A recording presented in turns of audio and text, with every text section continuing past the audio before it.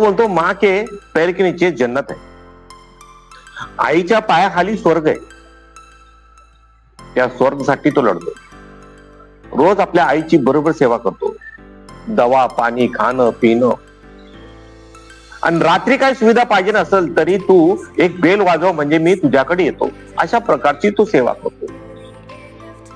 मी एकदाच गेलो होतो त्याच्या घरी, तर तो काय करत होता, सेवा करून निघताना आईला दवा पाणी गोळी देतो आणि आईला दवा पाणी दिल्यानंतर पाणी बिनी देऊन जातो आणि आईला म्हणतो माझ्या डोक्यावर हात ठेव आणि मला आशीर्वाद दे, मग मी जाऊन येऊन तुला नंतर दुपारचं जेवण देतो.